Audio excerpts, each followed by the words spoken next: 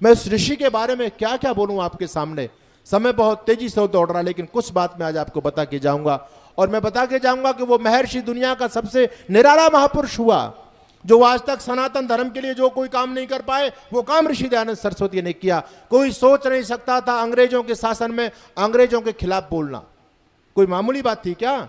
इतने लोग तो कहते थे वो बड़े सभ्य थे, अरे सभ्य नहीं, वो बड़े असभ्य लोग थे। उन्होंने गांवों को गांव जला दिया। एक व्यक्ति से गलती होती थी तो पूरे समाज के सामने उसको इतना भयंकर विभत्स तरीके से दंड दिया जाता था कि पूरा गांव सहम जाए, और न केवल अकेले व्यक्ति को बल्कि पूरे गांव को दंडित किया जाता था, जिससे इस गांव के अंदर कोई क्रांतिकारी पैदा ना हो जाए। इतना ज्यादा उन लोगों ने खौफ पैदा कर दिया था भारतीय जनमानस में। उनके खिलाफ बोलना, उनके खिलाफ सोचना कोई मामूली बात नहीं थी। लेकिन सबसे पहले ऋषि दयानंद जी महाराज ने उनकी सत्ता में रहते हुए सबसे पहले उन्हीं के खिलाफ सिंहनाद किया, और ऋषि दयानंद ने घोषणा कर दी, अंग्रेजों का शासन कदापि हमको स्वीकार्य नहीं है। ये सबसे पहले ऋषि दयानंद की घोषणा थी बंधुओं। और न केवल घोषणा की महर्षि दयानंद सरस्वती ने, बल्कि अनेक शिष्यों को पैदा किया। अभी मैं गुजरात की धरती पर गया, और मैं आपको भी कहना चाहूंगा, कभी जाइए आप मांडवी जाइए। मांडवी वो स्थान जहां आधुनिक समय के जितने जो नरम गरम दल के क्रांतिकारी हुए, इन सभी क्रांतिकारियों के गुरु की जन्मभूमि मांडवी। आप जानते हो वो मांडवी किसकी जन्मभूमि है?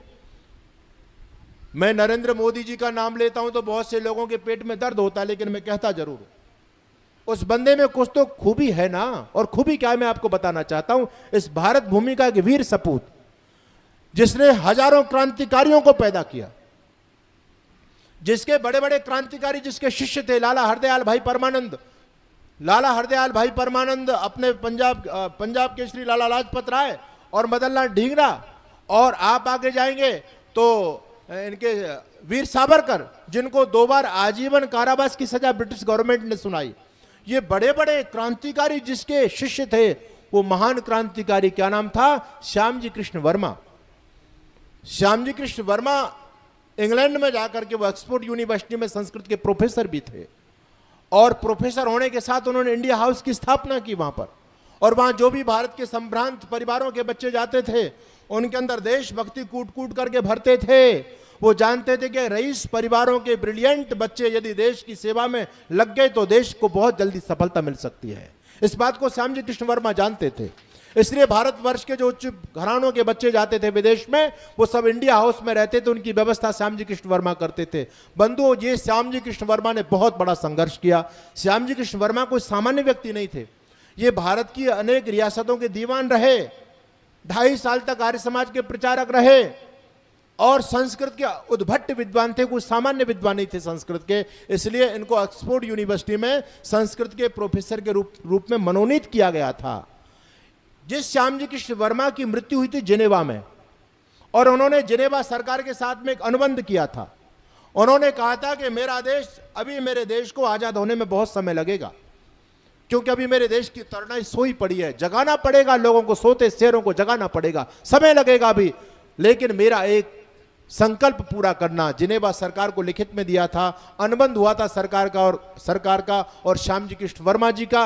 उन्होंने कहा कि मेरे मरने के बाद मेरी अस्थियां भारत भूमि में तभी पहुंचाई जाएं जब मेरी भारत भूमि आजाद हो जाए, गुलाम भारत में मेरी अस्थि नहीं पहुंचाई जाए। सरकार ने श्यामजी कृष्ण वर्मा के निवेदन को माना, और आपको गर्व होगा श्यामजी कृष्ण वर्मा खुद अपने जीते जी अपने एक अस्थि कलश बना करके गए, सरकार को सौंप करके गए कि मेरे मरने के बाद मेरी अस्थियां इस कलश में रखी जाएं, और जब मेरा देश आजाद हो जाएगा तो मेरे आजाद भारत का कोई सिपाही मेरी अस्थियां लेने के लिए आएगा, कोई देशभक्त आएगा, और तब मेरी आत्मा को सुकून मिलेगा जब आजाद देश में मेरी अस्थियां पहुंचेंगी। बंधुओं, श्यामजी कृष्ण वर्मा तो दुनिया से चले गए, उनकी पत्नी भी दुनिया से चली गई। उनकी पत्नी कट्टर आर्य समाजी थी, आर्य परिवार में विवाह हुआ, उनकी पत्नी के चलते वो आर्य समाजी बने। बड़ा उनका जीवन आप पढ़ेंगे, आप कभी वहां जाइएगा, पूरा उनका जीवन चरित्र वहां उल्लिखित है उनकी भित्तियों पर।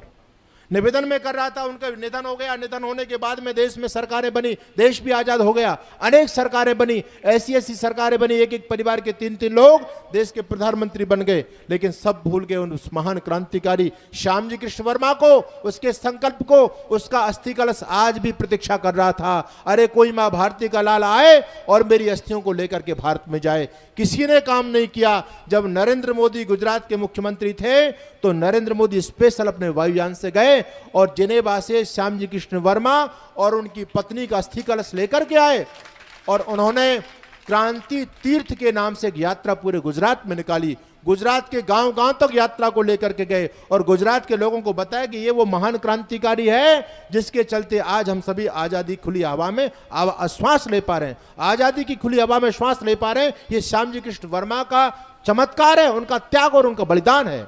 आखिर नरेंद्र मोदी की जो क्रांति तीर्थ यात्रा का विसर्जन हुआ श्यामजी कृष्ण वर्मा की जन्मभूमि मांडवी में, वहां गुजरात सरकार ने बहुत भव्य स्मारक बनाया। आप कभी जाइएगा, बहुत भव्य स्मारक।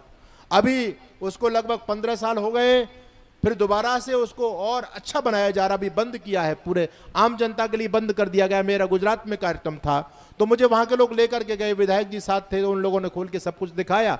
लेकिन मुझे बड़ा सुकून मिला देख करके, वहां पूरा आर्य समाज का परिचय दिया गया है। श्यामजी कृष्ण वर्मा बैठे हैं, महर्षि दयानंद सरस्वती आर्य समाज की स्थापना कर रहे हैं। उस आर्य समाज की स्थापना में आर्य समाज के दायित्व का वहन करने वाला श्यामजी कृष्ण वर्मा साथ में बैठे हुए हैं और फिर उनसे जुड़ करके कितने बड़े स्तर पर राष्ट्रभक्ति का काम आर्य समाज ने किया, महर्षि दयानंद से प्रेरित होकर के लोगों ने किया। मुझे बताओ, दुनिया में ऐसा कौन सा क्रांतिकारी संगठन है जिस संगठन ने देश को 85% देश की आजादी में लगभग 7.5 लाख नौजवानों ने बलिदान दिया। इन 7.5 लाख नौजवानों में 85% जिस संगठन के लोग थे वो संगठन था आर्य समाज, वो ऋषि दयानंद से अनुप्राणित सारे लोग थे। कितना बड़ा काम ऋषि दयानंद सरस्वती ने किया। आप किसी भी क्रांतिकारी के जीवन मृत्यु को पढ़ करके देखो, सरदार भगत सिंह हो, मदन लाल ढींगरा हो, भाई परमानंद हो, चंद्रशेखर आजाद हो, राम प्रसाद बिस्मिल हो, किसी भी क्रांतिकारी को देख लो। और केवल मैं हिंदू क्रांतिकारियों की बात नहीं करता, एक बहुत बड़े क्रांतिकारी हुए थे। लोग मेरे से कहते हैं आप मुसलमानों के पीछे पड़े रहते हैं। अरे भैया, हम तो जो मुसलमान सच्चे राष्ट्रभक्त हुए उनके पैर छूने के लिए आज तैयार हैं। हम तो उनकी चरण धूलि माथे से लगाते हैं। यहां राष्ट्रभक्ति तो हो, राष्ट्रभक्ति हमने देखी अशफाक उल्लाह खां के अंदर।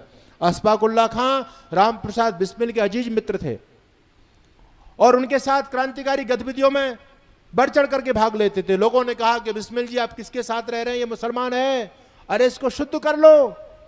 बिस्मिल जी कहते थे अशुद्ध कब है, अरे जो व्यक्ति राष्ट्र धर्म के लिए अपना प्राण हथेली पे लेकर के घूम रहा हो, आप उसको शुद्ध करने की बात करते हैं, वो तो बड़ा देवता है। दोनों में बड़ी फ्रेंडशिप थी। आर्य समाज का जादू चढ़ा हुआ था अशफाक उल्लाह खां के सिर पर। बंधुओं, जब उनको फांसी की सजा हुई अशफाक उल्लाह खां को, तो फांसी की जब सजा होती है तो पहले पूछा जाता है कि अंतिम इच्छा बताओ, अंतिम इच्छा क्या है। अशफाक उल्लाह खां से पूछा तुम्हारी अंतिम इच्छा, तो अशफाक उल्लाह कहते हैं कि मेरी अंतिम इच्छा सुनो, क्या मेरी अंतिम इच्छा है, जाऊंगा खाली हाथ मगर ये दर्द साथ ही जाएगा। ये ऋषि दयानंद का जादू अशफाक उल्लाह के सिर पर चढ़ करके बोल रहा था, जाऊंगा खाली हाथ मगर ये दर्द साथ ही जाएगा, जाने किस दिन हिंदुस्तान आजाद वतन कहलाएगा। बिस्मिल हिंदू हैं, कहते हैं फिर आऊंगा फिर आऊंगा। आप राम प्रसाद बिस्मिल को पढ़ेंगे तो कहते हैं जगदीश भारतवर्ष में सतवार मेरा जन्म हो, कारण सदा ही मृत्यु के देशोपकारक कर्म हो। मैं बार बार भारत भूमि पर जन्म लूं, जब तक मेरी भारत भूमि आजाद ना हो जाए तब तक मैं भारत भूमि की सेवा करता रहूं, ये राम प्रसाद बिस्मिल कहा करते थे। लेकिन उनके मित्र क्या कहते हैं, बिस्मिल हिंदू हैं, कहते हैं फिर आऊंगा और फिर आकर के भारत में तुझको आजाद कराऊंगा। दिल कहता है मैं भी कह दूं पर मजहब से बंध जाता हूं, क्योंकि मुसलमान पुनर्जन्म को नहीं मानते, हम तो मानते हैं।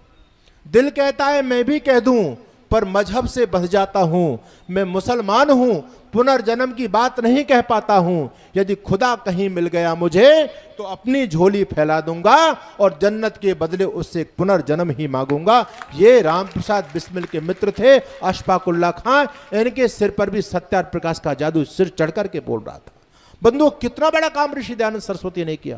किसी भी क्रांतिकारी को, भाई परमानंद को ले लो, और बहुत बड़े क्रांतिकारी हुए जिन्होंने अपने सरदार वल्लभ भाई पटेल और सरदार वल्लभ पटेल से आप पीछे जाएंगे, ये तो अब की मैं आपको बात बता रहा हूं, ये तो सत्याग्रह की बात हो गई, हैदराबाद सत्याग्रह की बात।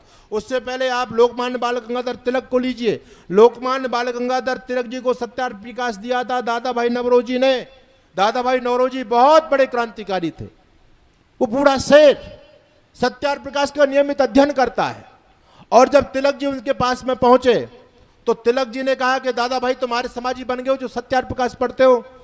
तो दादा भाई ने कहा मैं ये तो नहीं कह सकता कि मैं तिलक जी कितना आर्य समाजी बन पाया हूं, लेकिन मैं सत्याग्रह प्रकाश नियमित पढ़ता हूं और मैं आपको भी आज ये ग्रंथ भेंट में देना चाहता हूं और आपसे मैं ये वचन लेना चाहता हूं, निवेदन करना चाहता हूं कि आज जो ग्रंथ मैं आज आपको भेंट में दे रहा हूं, इस ग्रंथ का आप अध्ययन करेंगे, मुझे वचन दे करके जाओ। आखिर लोकमान्य बाल गंगाधर तिलक दादा भाई नौरोजी से सत्याग्रह प्रकाश लेकर के आए और उन्होंने सत्याग्रह प्रकाश का पढ़ा। और बंधुओं, सत्याग्रह प्रकाश कोई सामान्य ग्रंथ नहीं है, मैं आपको बता देना चाहता हूं। 1857 की क्रांति जब विफल हो गई थी ना, अपने गद्दारों का षड्यंत्र, अपने गद्दारों की गद्दारी, विदेशी लोगों का एक बहुत बड़ा खौफनाक व्यवहार, हमारे कितने नौजवानों को फांसी के फंदे पर उन लोगों ने चढ़ा दिया। तब इधर महारानी विक्टोरिया ने एक पासा फेंक दिया। उसने कहा था कि आज के बाद हम भारत के लोगों को पुत्रवत स्थान देंगे, पुत्रवत सम्मान देंगे, कोई भेदभाव नहीं किया जाएगा, आप निश्चिंत रहें, आपकी जो है सुरक्षा हमारा दायित्व है, हम भारत की प्रजा को पुत्रवत पालेंगे। जब महारानी विक्टोरिया की घोषणा भारत के लोगों ने सुनी और अंग्रेज लोगों के क्रूर दास्तायुक्त व्यवहार को देखा, क्रूर यातनाओं को देखा और अपने गद्दारों के षड्यंत्र को देखा, तो एक बार मां भारती के सपूत ये मन बना चुके थे कि अब हम आजादी के लिए रक्तपात नहीं करेंगे, आजादी मिलनी भी मुश्किल है और अब हमको जरूरत भी नहीं है, क्योंकि जब विक्टोरिया ने ये बात कह दी कि आज से हम भारत की प्रजा को पुत्रवत मानेंगे तो क्यों हम रक्तपात करें। सभी लोगों का खून ठंडा पड़ चुका था। उस समय ऋषि दयानंद दहाड़े और ऋषि दयानंद सरस्वती ने कहा, सबसे पहले ऋषि के शब्द हैं, स्वामी दयानंद सरस्वती कहते हैं, विदेशी राजा कैसा ही क्यों ना हो, लेकिन वो कभी स्वदेशी से बढ़कर के नहीं हो सकता। हमको सुशासन नहीं, हमको स्वशासन चाहिए, अपना राज चाहिए हमको देश के अंदर, अंग्रेजों की चाल में हमको नहीं फंसना है। ऋषि दयानंद सरस्वती ने भारत की सोच की तरुणाई को जगाया, लोगों के खून को गर्म किया ऋषि दयानंद सरस्वती ने। बंधुओं, स्वामी दयानंद सरस्वती ने सबसे पहले स्वराज की बात कही। स्वामी दयानंद कहते हैं, हमको अंग्रेजों का स्वराज नहीं चाहिए, हमको स्वराज चाहिए, अपना राज्य चाहिए। ऋषि दयानंद सरस्वती के सत्याग्रह प्रकाश को पढ़ करके तिलक जी ने दुनिया को नारा दिया। हर लीडर ने कोई ना कोई नारा दिया था। नेताजी सुभाष चंद्र बोस ने क्या नारा दिया था, तुम मुझे खून दो मैं तुम्हें आजादी दूंगा। और हमारे शास्त्री जी ने क्या नारा दिया, जय जवान जय किसान। ऋषि दयानंद जी ने क्या नारा दिया, बैक टू वेदाज, वेदों की ओर लौटो। उसी प्रकार से तिलक जी ने नारा दिया दुनिया को, स्वराज्य हमारा जन्म सिद्ध अधिकार है। ये स्वराज्य शब्द सबसे पहले कहीं इस्तेमाल किया गया था तो सत्याग्रह प्रकाश में किया गया था और उसी सत्याग्रह प्रकाश को पढ़ करके तिलक जी ने नारा दिया। बंधुओं, मैं निवेदन आप लोगों के बीच में कर रहा हूं, तिलक जी खुद इस बात को कहते हैं कि हमें देश की आजादी में लड़ने के लिए सबसे अधिक प्रेरणा ऋषि दयानंद के ग्रंथों से प्राप्त होती है। वो ऐसा महर्षि जिसके सामने कोई हमको टिकता नजर नहीं आता। कितना बड़ा काम कर गया महर्षि दयानंद सरस्वती, आप सोचिएगा। गुरु विरजानंद जी ने जो दायित्व उनके कंधों पर सौंपा था, अरे दयानंद तुम केवल मुट्ठी भर लौंग दे करके अपना पीछा मत छुड़ाओ, मैं तुमसे तुम्हारा जीवन चाहता हूं और तुम जो काम कर सकते हो दुनिया में कोई नहीं कर सकता। उस अंधे गुरु को अपने शिष्य की योग्यता पर पूरा भरोसा था, पूरा विश्वास था। आखिर दयानंद सरस्वती ने अपने गुरु वचन को निभाया और देश को आजाद कराया। ये आज जो आप लोगों ने आजादी का अमृत महोत्सव मना लिया, ये किसकी देन है आजादी? आप साधु आश्रम में बैठे इसलिए मत बोलना, बल्कि आप क्रांतिकारियों को पढ़ करके देखो।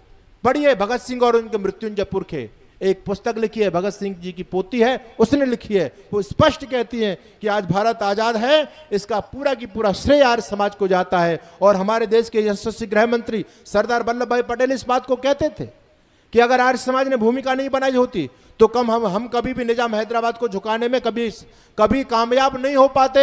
इस देश में सबसे बड़ा योगदान स्वतंत्रता में आर्य समाज का रहा है। ये बात ऑन रिकॉर्ड लिखी हुई है संसद की कार्यवाही में, ये बात कही थी सरदार वल्लभ भाई पटेल ने। मैं निवेदन आपसे ये आज करना चाहता हूं, ऋषि दयानंद वो महापुरुष, उसका कितना बड़ा एहसान इस मानव जाति के ऊपर है। आज मेरी मातृशक्ति यहां बैठी हुई है, मुझे बताओ कि स्वामी दयानंद सरस्वती से पहले कोई माता पढ़ी लिखी थी क्या?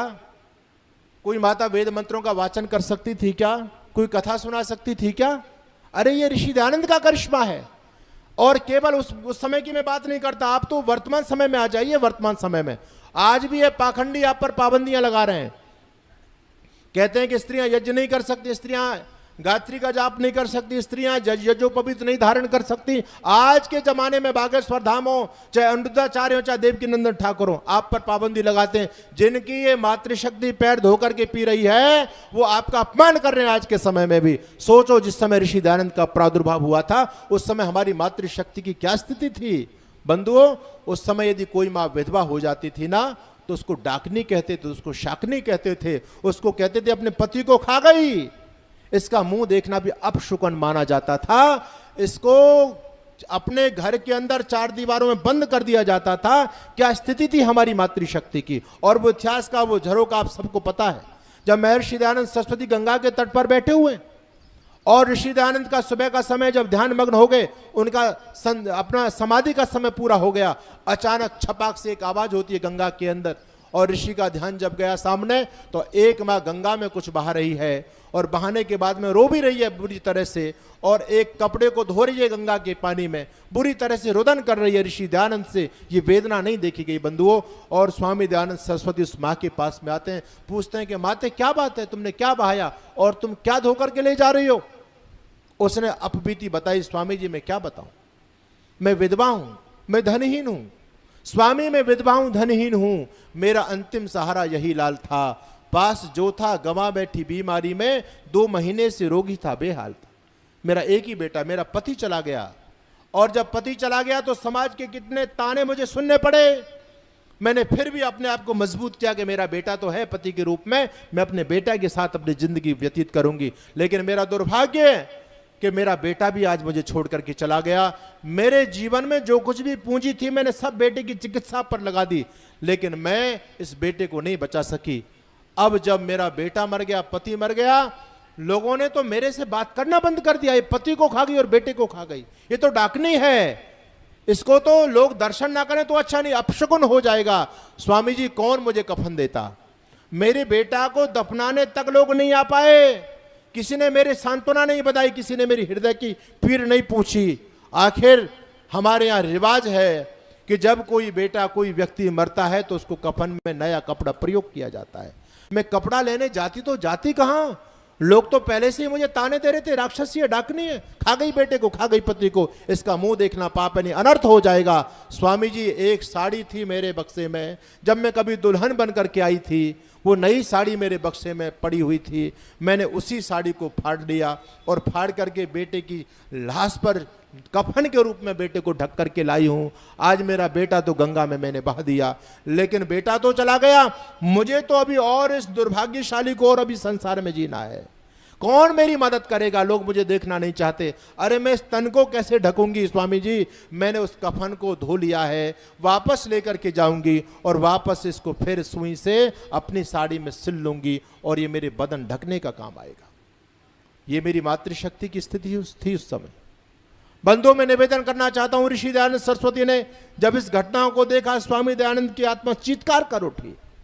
किसी कवि ने लिखा, रे सदियों के बाद हिमालय आंसू भर करके रोया। जो दयानंद अपने पथ में आने वाली बाधाओं को देख करके कभी विचलित नहीं होते हैं, जो दयानंद बार बार जो प्राणलेवा हमले कर रहे हैं दयानंद के ऊपर, दयानंद प्राणलेवा हमले से कभी विचलित नहीं हुए, कभी दुखी नहीं हुए। जो दयानंद अपने मार्ग में आने वाली किसी बड़ी से बड़ी बाधा को देख करके विचलित नहीं होते हैं, रोते नहीं है, परेशान नहीं होते हैं। आज उस दयानंद सरस्वती ने मातृशक्ति की दुर्गति को देखा तो आज वो सन्यासी चीत्कार कर उठता है। इतिहास इस बात का साक्षी है बंधुओं। स्वामी दयानंद सरस्वती अपने स्थान पर आए, ऋषि दयानंद सरस्वती ने दिन भर एक कण भी भोजन का नहीं लिया, अन्न का एक दाना भी ग्रहण नहीं किया। ऋषि दयानंद चिंतन मग्न में लगे हुए हैं, चहलकदमी करते हैं, कभी बैठते हैं, कभी चिंतन करते हैं, कभी लिखते हैं, लेकिन लोग भोजन लेकर के आते हैं। स्वामी जी ने भोजन नहीं किया। रात्रि का समय हो जाता है और रात्रि का समय हो गया, सेवक ने चारपाई लगा दी, बिस्तर लगा दिया, भोजन का थाला, ऋषि ने मना कर दिया कि मुझे भूख नहीं है। सेवक ने कहा कि स्वामी जी आपने दोपहर में कुछ नहीं खाया, अब भी कुछ नहीं खा रहे। बोले कोई बात नहीं, आप करो भोजन और आप विश्राम करो, मैं सो जाऊंगा। सेवक ने निवेदन किया आप सो जाओ, बहुत समय हो गया। स्वामी दयानंद कहते हैं कोई बात नहीं, आप विश्राम करो। आखिर सेवक सो गए और सेवक की जब रात को अंधेरे में आंखें खुली, आधी रात को, तो ऋषि दयानंद सोए नहीं है, बैठे हुए हैं, बेचैन हैं बहुत ज्यादा। आखिर भक्त ने पूछा, गुरुदेव मुझे लगता है कि आज आपको कोई पीड़ा बहुत विशेष है। ऋषि दयानंद कहते हैं, हाँ भक्त बलदेव, मुझे पीड़ा बहुत ज्यादा है। भक्त ने कहा, आपने मुझे बताया नहीं, आपने दोपहर में कुछ नहीं खाया, शाम को आप बता दें, मैं किसी वैद्य को लेकर के आता। आप इतने परेशान सुबह से हो रहे हैं, क्या बात है? मैं किसी वैद्य को बुलाऊं? इस दर्द की दवा मैं किसी वैद्य से लेकर के आऊं? ऋषि दयानंद सरस्वती कहते हैं, इस दर्द की दवा किसी वैद्य के पास में नहीं है भक्त, मैं इस दर्द की दवाई ढूंढ रहा हूं कि इस दर्द की क्या दवा हो सकती है। तुम जाओ आराम से विश्राम करो। बंधुओं, वो व्यक्ति विश्राम के लिए चला गया। सुबह ऋषि दयानंद सोए नहीं पूरी रात। सुबह जब वो व्यक्ति जगा, उसने देखा कि स्वामी जी का बिस्तर बिल्कुल यथावत, जैसी चादर बिछाई थी बेडशीट वैसी बिछी हुई है, एक भी सलवट नहीं है इस पर। उसने सोचा कि रात भर ऋषि सोए नहीं है, अगर सोते तो बिस्तर पर कोई ना कोई सलवट तो जरूर होती। बड़ा दुखी हुए ऋषि दयानंद। फिर सुबह अपने ध्यान आदि से निवृत्त होकर के बैठ जाते हैं। ऋषि दयानंद चिंतन करते हैं, इस देश की क्या दुर्गति हो गई। ये देश कभी सोने की चिड़िया कहलाता था, आज इस देश में एक मां के पास कफन तक नहीं है, इतने दरिद्र हम लोग हो गए। अंधविश्वास कुरीतियों ने देश को खोखला कर दिया है। मैं और आपको बताना चाहता हूं, जब ऋषि दयानंद सबसे पहले बंगाल की धरती पर गए ईश्वर चंद्र विद्यासागर आदि से मिलने के लिए, बंधु ऋषि दयानंद भागलपुर होकर के गए। देखो देश की दुर्गति बता रहा हूं मैं, ऋषि दयानंद ने कितना बड़ा काम किया है आज। जब भागलपुर होकर के ऋषि दयानंद जाते हैं, भागलपुर गंगा के तट पर बसा हुआ है, बिहार का एक आज तो जिला बन गया, बहुत बड़ा धार्मिक नगर है भागलपुर। जब ऋषि दयानंद जा रहे थे तो ऋषि ने एक दृश्य देखा। उस मेले के अंदर, मेला लगा हुआ था, और मेले के अंदर ऋषि दयानंद ने देखा कि माता पिता अपनी जवान बेटी को पंडों को दान कर रहे हैं। पंडों को दान, बेटियां पंडों को दान की जाती थी इस देश में। दुर्भाग्य देखो इस देश का। जिस बेटी का विवाह करने की जो उम्र होती थी, उस समय वो पाखंडी, वो धूर्त, वो धर्म के भक्षक लोग, वो उन माता पिता का ब्रेन वॉश करके अपनी वासनाओं की पूर्ति के लिए उनकी बेटियों को अपने लिए दान कराया करते थे कि तुम्हारी पीढ़ियां तर जाएंगी, तुम अपनी बेटी को दान कर दो, ये ठाकुर जी की सेवा करेगी और तुम्हारी 7 पीढ़ी तर जाएंगी। उन बहनों के साथ में कुकृत्य किया जाता था, उनको देवदासी बना करके ये अय्यासी लोग अपने वासनाओं की पूर्ति उनके साथ किया करते थे। कितना दुर्भाग्य था इस देश का कि बाप और मां अपनी नवयुवती बेटी को पंडों को दान कर रहे हैं। बेटी को दान करने की चीज होती है क्या? ऋषि दयानंद ने जब वो भागलपुर का दृश्य देखा, तब भी ऋषि के जीवन में आता, ऋषि दयानंद सोए नहीं। बोले ये देश की स्थिति, यहां बेटियों को दान कर रहे हैं लोग, कहां इन लोगों की बुद्धि चली गई। देखो वो ऋषि कितना सेंसिटिव, कितना चिंतनशाली महापुरुष, जो एक एक बात को लेकर के कितनी गहराई से सोचते हैं, और केवल सोचते नहीं है बल्कि इसके कारण पर जाते हैं और इस समस्या का समाधान खोजते हैं। आज ऋषि दयानंद रात भर नहीं सोए, बेचैन है। सुबह ऋषि दयानंद ने कागज और कलम लिया और ऋषि ने सोचा कि इस देश की कितनी दुर्गति हो गई। सोने की चिड़िया कहलाने वाला देश, दुनिया का सबसे महानतम देश, ज्ञान विज्ञान का गौरव जिस देश को प्राप्त है, आज इस देश की ये दुर्गति की एक मां के पास में कफन तक नहीं है। अंधविश्वास रूढ़ियों ने देश को, इसकी रीढ़ की हड्डी को तोड़ दिया। ऋषि दयानंद सरस्वती एक पत्र लिखते हैं जर्मनी देश के लिए, और ऋषि दयानंद सरस्वती कहते हैं, उनके एक वहां मित्र थे, मित्र तो क्या, ऋषि दयानंद का नाम पूरी दुनिया में डंका बजता था। ऋषि दयानंद का लोग ऋषि दयानंद को सब जानते थे।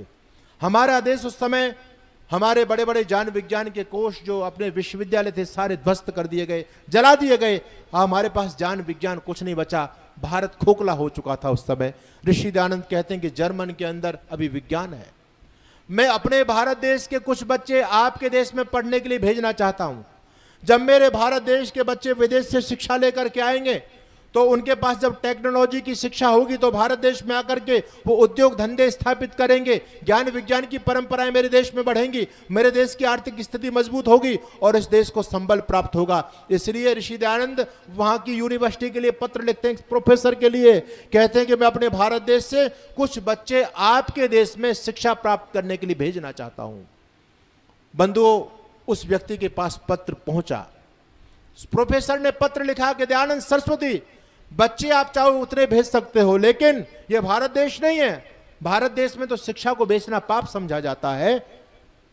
भारत देश में तो निःशुल्क लोग शिक्षा देते हैं, लेकिन यह जर्मनी है, यहां पर शिक्षा बेची जाती है, शुल्क लेकर के लोग पढ़ाते हैं। आप बच्चों को भेज देंगे, क्या उनका शुल्क दे पाएंगे? एक बच्चे पर बहुत खर्चा होता है। अगर आप फीस की व्यवस्था कर सकें तो आप बच्चे भेज दीजिए। दयानंद सरस्वती वो अकिंचन सन्यासी जिसके पास अपने लिए कुछ नहीं है। आज वो सन्यासी सोचता है कि मैं इस देश को कैसे इस भंवर जाल से निकाल करके लेके के जाऊं, क्या करूं मैं। दयानंद सरस्वती ने सोचा कोई बात नहीं, मैं तो अकिंचन सन्यासी हूं, इस देश के लिए, इन बच्चों के भविष्य के लिए मैं सन्यासी हूं, मैं अपने लिए किसी से कुछ नहीं मांगता, इस देश के लिए मैं जरूर लोगों के सामने, भामाशाह के सामने झोली फैलाऊंगा। आखिर दयानंद सरस्वती कहते हैं तुम चिंता मत करो, तुमको जितनी फीस चाहिए मैं फीस की व्यवस्था करता हूं, आप मेरे देश के बच्चों को अपने देश में पढ़ने की अनुमति प्रदान करो, मैं बच्चों को भेजता हूं और मैं फीस की भी व्यवस्था करूंगा। बंधुओं, पत्र पहुंचा जर्मन दोबारा से। उस व्यक्ति ने पत्र को पढ़ा और पत्र को जब उस व्यक्ति ने पढ़ा तो व्यक्ति असहज हो गया, उसकी लैंग्वेज को पढ़ करके, उसकी भाषा को पढ़ करके। उसने वो पत्र अपने कुलपति के सामने रखा, कहा कि भारत देश से दयानंद सरस्वती का पत्र आया है। क्या लिखा है दयानंद सरस्वती ने कि देखो, आप पढ़ करके देखो। कुलपति पत्र को पढ़ता है और कुलपति ने देखा कि इस पत्र पर कुछ पानी की बूंदें पड़ी हुई हैं। पानी की बूंदें। उसने सोचा अगर ये पत्र बरसात में लिखा गया होता तो इसकी पूरी स्याही धुल गई होती, कागज पूरा उथला गया होता। ये शायद बरसात की बूंदें नहीं है, ये दयानंद की आंखों का आंसू है, ये दयानंद की आंखों का पानी झलका इस पत्र को लिखते हुए। वो व्यक्ति कहता जाओ प्रोफेसर बिन्स, दयानंद सरस्वती को पत्र लिखो कि दयानंद सरस्वती तुम चिंता मत करो, तुमको फीस की व्यवस्था नहीं करनी है, अब तुम जितने बच्चे भेजने चाहो उतने भेज सकते हो, हम आपके भारत देश के बच्चों को निःशुल्क शिक्षा प्रदान करेंगे, आप भेजिए भारत देश से बच्चे। बंधुओं, वो जमाना दूसरा था। उस जमाने में तार जाने में समय लगता था, फोन नहीं होते थे उस जमाने में, पत्र आने में समय लगा। दुर्भाग्य था इस देश का। वो पत्र भारत भूमि पर जब पहुंचा, जब दयानंद सरस्वती की चिता अजमेर में धू धू करके जल रही थी, वो देवता इस दुनिया से चला गया। धन्यवाद, रख दीजिए। वो देवता इस दुनिया से चला गया। उसकी वेदना देखो, उसका दर्द देखो। आप, मैं बताना चाहता हूं, कोई ऐसा महापुरुष आपको मिलेगा? बोलो, दुनिया के महापुरुषों को आप देख लो, कोई मिलेगा? अरे अपने कातिल को भी प्राणदान देने वाला कोई महापुरुष मिलेगा? सुकरात ने इस मानवता की भलाई के लिए एक बार जहर पिया था, दुनिया उसको संत कहने लग गई। संत सुकरात के नाम से दुनिया में प्रसिद्ध हो गए सुकरात। एक बार मानवता के लिए जहर दिया लोगों ने, उस जहर ने सुकरात को संत सुकरात बना दिया। लेकिन मैं आज आपसे पूछना चाहता हूं, जिस दयानंद सरस्वती ने इस मानवता के लिए, इस धर्म के लिए, संस्कृति के लिए एक बार नहीं 17 बार हलाहल का प्याला पिया, उस दयानंद को मैं और आप क्या क्या डिग्री दे सकते हैं? क्या हम विशेषण दे सकते हैं? क्या हमारे पास कोई विशेषण हो सकता है उस ऋषि को समर्पित करने के लिए? कैसा महापुरुष, उसके बारे में जो कुछ बोले। देखो, दुनिया में ऐसे महापुरुष हुए जिन्होंने अपने शत्रुओं को क्षमादान दिया है ना? वो भी कोई बिरले महापुरुष होते हैं। लेकिन दयानंद सरस्वती को देखो कि जिस व्यक्ति ने जहर दिया, स्वामी दयानंद सरस्वती ने न केवल उसको क्षमादान दिया, बल्कि दयानंद सरस्वती ने कहा जगन्नाथ जाओ अपने प्राणों की रक्षा करो, भारत में तुम्हारा जीवन सुरक्षित नहीं है, तुमसे जो हो गया सो पाप हो गया, अगर तुम भारत देश में रहोगे तो तुमको भी लोग जिंदा नहीं छोड़ेंगे, जगन्नाथ देश छोड़ करके भाग जाओ। देखो, अपने दुश्मन को, जिस व्यक्ति ने मतलब जहर दिया है, जो उनका प्राण लेने के लिए प्रयास कर रहा है, दयानंद सरस्वती कहते हैं जगन्नाथ जाओ, मैं तो दुनिया से अब जाने वाला हूं, तूने बड़ा अनर्थ कर दिया, मेरे वेदों का भाष्य अधूरा छूट गया, जगन्नाथ बड़ा तूने पाप कर दिया, पर कोई बात नहीं, अब तुम जाओ अपने प्राणों को बचाओ। वो कहता स्वामी जी मैं जाऊं तो जाऊं कैसे, मेरे पास तो कुछ नहीं है। घबराया हुआ था पापी, उसके पैर डगमगा रहे थे, कितना दम था, चोर में दम कितना होता है। घबराया हुआ तो स्वामी जी मेरे पास कुछ नहीं है। स्वामी दयानंद के पास में जो कुछ भी पूंजी थी, उस दयालु संत ने कहा जगन्नाथ पकड़ इस थैली को और जल्दी से जल्दी, जितना जल्दी हो सके भारत की सीमा छोड़ करके चला जा, भारत में तुझे कोई जिंदा नहीं छोड़ेगा। बंधुओं, अपने जीवन की कमाई उसको जगन्नाथ को दे करके देखो कितनी बड़ी दया, वो दया का सागर दयानंद। क्या आप उसके जीवन से कुछ सीख पाए? देखो कितना बड़ा अद्भुत महापुरुष, ऐसा महापुरुष दुनिया में कोई नजर नहीं आ सकता। कितना बड़ा काम। ये तो मैं व्यक्तिगत जीवन पर बोल रहा हूं, और बार बार मैं यदि सामाजिक जीवन पर बोलूं तो मैं ये कहता हूं कि आज जो हिंदू कहलाने वाला प्राणी बचा है तो केवल ऋषि दयानंद सरस्वती की कृपा से बचा है। अगर स्वामी दयानंद सरस्वती नहीं आते तो हम हर हिंदू के सिर पर आज गोल टोपी होती या गले में क्रॉस का निशान पड़ा हुआ होता। पथिक जी गाते थे, अगर स्वामी दयानंद ना हमारा ना खुदा होता, ना हम होते, ना तुम होते, ना किश्ती का पता होता, हमारी पता नहीं क्या दुर्गति हो रही होती। आज तुम रामकृष्ण के वंशज बचे हो ना, जिस दयानंद और आर्य समाज को गालियां लोग देते हैं, उसी की कृपा से बचे हुए हो। ये विधर्मी कब के तुमको चाट गए होते, कब के खा गए होते, लील गए होते आप लोगों को। ये दयानंद की कृपा से बच्चों, मेरी माता और बहनों, सज्जनों, समय दौड़ चला है। मैं आपसे निवेदन आज यही करना चाहता हूं। उस दयानंद का कितना ऋण है हमारे ऊपर, आप सोचो। ऋषि दयानंद सत्य के लिए बलिदान हुए, सत्य के लिए, और उसकी सत्य के प्रति निष्ठा को देखो। जब जब वो एक धरती पर ऐसा महापुरुष जब भी बोला तो सत्य बोला, कभी सत्य के साथ समझौता नहीं किया दयानंद सरस्वती ने। लोगों ने प्रलोभन दिए, लोगों ने धमकाया। अब बरेली की घटना पढ़ोगे तो आपके रोंगटे खड़े हो जाएंगे। वायसराय बैठा हुआ, डीएम बैठा हुआ है, ऋषि दयानंद सरस्वती जबरदस्त बाइबल का खंडन कर रहे हैं। जिस लाला लक्ष्मीचंद के उद्यान में कार्यक्रम रखा गया था, लाला जी के हाथ पैर फूल गए, और इधर कमिश्नर ने संदेशा भिजवा दिया डीएम ने, अरे लाला जी किसको बुला लिया तुमने, ये क्या चल रहा है, हम अपनी बाइबल के खिलाफ एक शब्द नहीं सुनेंगे, बोल देना अपने पंडित दयानंद को। देखो इतने बड़े बड़े अधिकारी बैठे हुए हैं ब्रिटिश साम्राज्य के अंदर, ऋषि दयानंद बेखौफ होकर के बोल रहे हैं। आखिर लाला लक्ष्मीचंद में हिम्मत नहीं थी, कैसे दयानंद सरस्वती के सामने जाएं। लक्ष्मीचंद जी ने स्वामी श्रद्धानंद जी को पकड़ा, अरे भैया भैया तुम मेरी मदद करो भाई, मेरी हिम्मत नहीं है स्वामी जी से कहने से, लेकिन ये सारे ब्रिटिश लोग कुपित हो रहे हैं, गुस्से हो रहे हैं स्वामी दयानंद पर। तुम कुछ हिम्मत करते हो, स्वामी जी के पास में जाते हो, तुम मेरी बात पहुंचा दो, अंग्रेजों की बात, कि स्वामी जी इतना कड़ा ना बोले। श्रद्धानंद जी भी घबरा के बोले मेरी भी हिम्मत कहाँ है। लाला जी बोले भैया नहीं, तुम कहने की हिम्मत कर सकते हो, मेरी हिम्मत तो कुछ नहीं है। दोनों ने एक दूसरे की हिम्मत बधाई, बोले चलो दोनों चलते हैं। जब दोनों पहुंचे और स्वामी जी को प्रणाम किया, स्वामी जी बोले हाँ कहो कैसे आना हुआ। तो श्रद्धानंद जी तो सब भूल गए, घबरा गए, बोले ये लाला लक्ष्मीचंद कुछ कहना चाहते हैं। लाला जी के ऊपर स्वामी जी ने सारी बात डाल दी। लाला जी घबरा गए, लाला जी ने हाथ जोड़ कर कहा कि स्वामी जी मैं नहीं कहना चाहता, लेकिन मेरे ऊपर एक दबाव है, डीएम ने संदेश भेजा है कि दयानंद सरस्वती को समझा दो कि हमारे खंडन नहीं करेगा। तो स्वामी जी कहते हैं बस इसी बात को लेकर घबरा के जाओ, तो मैं अपने आप देख लूंगा।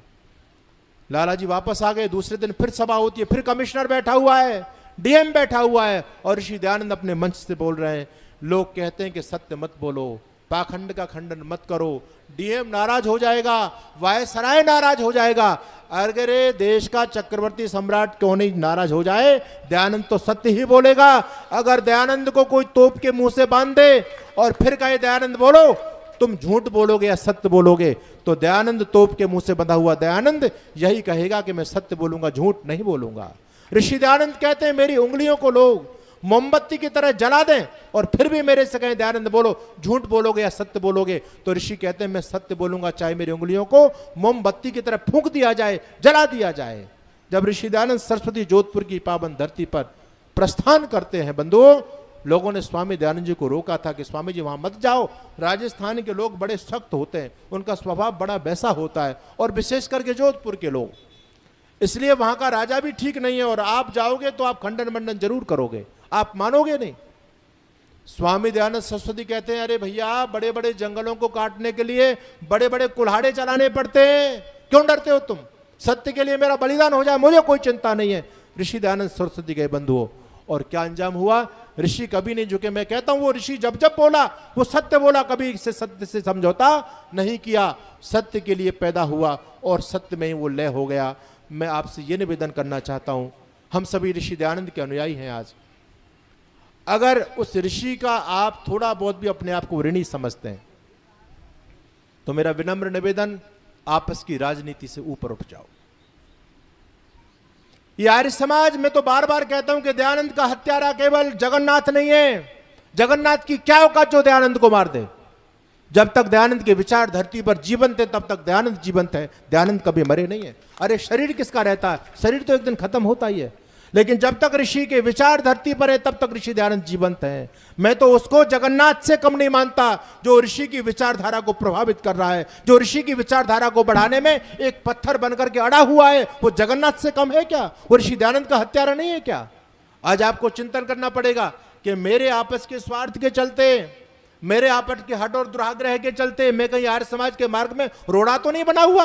अगर मैं रोड़ा बना हुआ हूं तो मैं भी जगन्नाथ से कम नहीं हूं, मेरा निवेदन आप लोगों से बंधुओं, उस ऋषि की भावना को पहचानते हुए अपने आप को झोंक दो ऋषि के मिशन के लिए। परमात्मा ने जो सामर्थ्य दिया लगा दो उसको ईश्वरीय कार्य के लिए, परमात्मा और आपको सामर्थ्य देंगे। निष्प्रिय भाव से काम करो, दुनिया में सनातन धर्म का झंडा बुलंद करो। अगर ऋषि दयानंद की विचारधारा जीवंत है, आपकी बेटियां सुरक्षित हैं, आपके बच्चे सुरक्षित, आपका देश धर्म और संस्कृति सुरक्षित है। यदि ऋषि दयानंद की विचारधारा समाप्त हो जाती है, कुछ नहीं बचेगा। अरे जो आदमी बेईमानी करके, झूठ बोल करके, छल कपट करके, सामाजिक संस्थाओं का दोहन करके जो पैसा कमा रहा है, क्या ये पैसा तुमको सुख दे पाएगा? क्या ये पैसा तुम्हारी रक्षा कर पाएगा? क्या ये पैसा तुम्हारे पास सुरक्षित रह पाएगा? चिंतन कीजिए आप। कुछ नहीं, धर्म सबसे बड़ी चीज होती है, जीवन में सबसे महंगी चीज होती है। कभी समझौता मत करो। मैं कहता हूं कि तराजू के एक पलड़े में दयानंद हो। आर्य लोगों, मेरी वेदना को समझने का प्रयास करो। तराजू के एक पलड़े में दयानंद हो और दूसरी तरफ संसार की सारी पद प्रतिष्ठाएं, पोजीशंस हो, तब भी आपका चुनाव दयानंद होना चाहिए। संसार के पदार्थ, संसार की सत्ता, संसार के लोभ, संसार के पदार्थ आपकी चॉइस नहीं होनी चाहिए, दयानंद होना चाहिए। यदि काश हम इतना तप कर पाए तो मैं कह सकता हूं, कहेगा जगत फिर से एक स्वर में सारा, वही पूज्य भारत गुरु है हमारा। बोलिए युग प्रवर्तक महर्षि स्वामी दयानंद जी महाराज की।